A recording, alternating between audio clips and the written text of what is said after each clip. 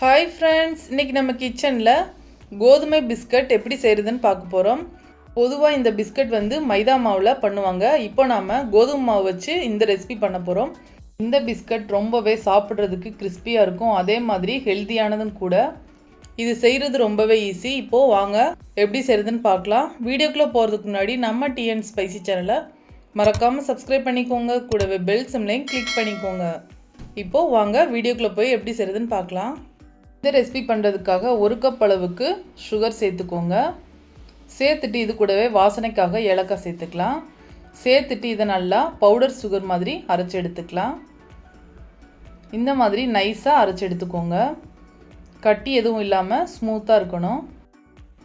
இப்போது 2 கப் அளவுக்கு கோதுமை மாவு சேர்க்குறேன். 1 கப் சேர்த்திங்கன்னா உங்களுக்கு 1/2 கப் சுகர் கரெக்டாக இருக்கும். நான் 2 கப் அளவுக்கு கோதுமை மாவுக்கு 1 கப் அளவுக்கு சுகர் சேர்க்குறேன். இதை சேர்த்ததுக்கு அப்புறமா நம்ம அரைச்ச சுகர் பவுடரை இதில் சேர்த்துடலாம். இது கூடவே ஒரு பிஞ்ச் அளவுக்கு உப்பு சேர்த்துக்கலாம். சேர்த்துட்டு ஒரு விஸ்கு வச்சு நல்லா மிக்ஸ் பண்ணி விட்டுக்கோங்க.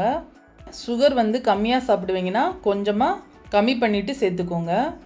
இப்போது நல்லா கலந்ததுக்கு அப்புறமா ஒரு 1/4 கப் அளவுக்கு பட்டர் சேர்த்துக்கலாம். நம்ம எந்த கப்பில் மாவு அளந்தோமோ அதில் 1/4 கப் அளவுக்கு பட்டர் சேர்த்துக்கோங்க. சேர்த்துட்டு நல்லா கைவிடாமல் கலந்து விட்டுக்கோங்க. பட்டர் எல்லா மாவுலையுமே படுற மாதிரி கலந்து விட்டுக்கலாம்.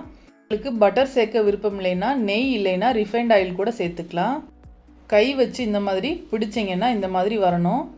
நாம் பவுடர் சுகர் சேர்த்துருக்கோம். தண்ணி கொஞ்சமாக தெளிச்சிட்டு நீங்கள் இந்த மாதிரி பிணைஞ்சு எடுத்துக்கணும். தண்ணி ஒரேடியாக சேர்த்துடக்கூடாது. லைட்டாக தெளிச்சிட்டு நாம் கலந்து விட்டுக்கலாம். இதுவே கரெக்டாக இருக்கும். ஏன்னா சுகர் பவுடர் பட்டர் இதெல்லாம் சேர்க்கும் போது நல்லா மெல்ட் ஆகி வரும். இப்போது இதோட ஸ்டாப் பண்ணிவிட்டு நாம் சப்பாத்தி மாவு மாதிரி பிசைஞ்சு எடுத்துக்கலாம். பாருங்கள், இந்த அளவுக்கு இருக்கணும். இப்போது கிச்சனோட கவுண்டர் டாப்லேயே நான் தேய்க்க போகிறேன். அப்போ தான் நம்மளுக்கு பிஸ்கட் செய்கிறதுக்கு ஈஸியாக இருக்கும். இந்த மாதிரி மாவை ஒரு 4 உருண்டைகளாக பிரிச்சுட்டு நீங்கள் தேய்ச்சி எடுத்துக்கோங்க. நாம் சப்பாத்தி மாவு நைஸாக தேய்ப்போம். பிஸ்கட்டுக்கு 1 இன்ச் திக்னஸ்க்கு நீங்கள் தேய்ச்சி எடுத்துக்கோங்க. அப்போ தான் பிஸ்கட் நம்மளுக்கு சாப்பிட்றதுக்கு க்ரன்ச்சியாகவும் இருக்கும், அதே மாதிரி டேஸ்ட் சூப்பராக இருக்கும். இப்போது தேய்ச்சதுக்கப்புறமா ஓரங்களை கட் பண்ணி எடுத்துக்கலாம். இந்த மாதிரி அன்ஈவனாக இருக்கிறத கட் பண்ணிவிட்டு நாம் மறுபடியும் இதே மாதிரி தேய்ச்சி எடுத்து யூஸ் பண்ணிக்கலாம். இப்போது ஓரங்களை எடுத்துட்டு நாம் சின்ன சின்ன ஸ்கொயர் ஷேப்பில் கட் பண்ணி எடுத்துக்கலாம். உங்களுக்கு விருப்பமான டைமண்ட், ரவுண்ட் ஷேப் இதில் கூட நீங்கள் தேய்ச்சி எடுத்துக்கலாம். நான் ஸ்கொயராக கட் பண்ணுறேன். இந்த மாதிரி கத்தி வச்சுட்டு கூட நீங்கள் கட் பண்ணலாம். நான் பீஸா கட்டரில் கட் பண்ணுறேன்.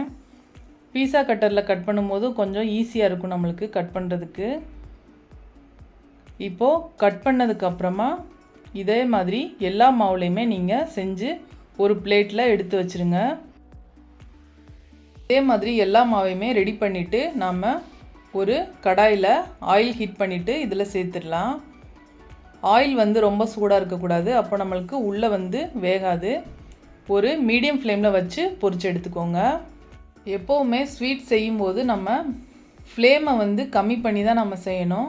நம்ம ஹை ஃப்ளேமில் வச்சோன்னா நம்மளுக்கு கலர் வேகமாகவே மாறிடும், உள்ளே வேகாத மாதிரி இருக்கும். அதனால் மீடியம் ஃப்ளேம்லேயே வச்சு பொரிச்சு எடுத்துக்கோங்க.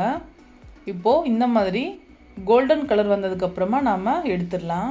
இப்போது சூப்பரான வீட் பிஸ்கட் தயாராகிடுச்சு. ரொம்பவே டேஸ்டியாக இருக்கும். அதே மாதிரி கோதுமை மாவில் தான் பண்ணியிருக்கோம்னு யாருமே சொல்ல முடியாது. அந்தளவுக்கு டேஸ்ட் பேக்கரி ஸ்டைல்லே இருக்கும். கண்டிப்பாக ஒரு தடவை ட்ரை பண்ணி பாருங்கள். இந்த பிஸ்கட்டை நீங்கள் 15 நாள் வரை கூட ஸ்டோர் பண்ணி வச்சு சாப்பிட்லாம். இந்த வீடியோ பிடிச்சிருந்தா நம்ம சேனலை லைக் பண்ணுங்கள், ஷேர் பண்ணுங்கள், மறக்காமல் சப்ஸ்கிரைப் பண்ணிக்கோங்க, கூடவே பெல் சிம்லையும் கிளிக் பண்ணிக்கோங்க.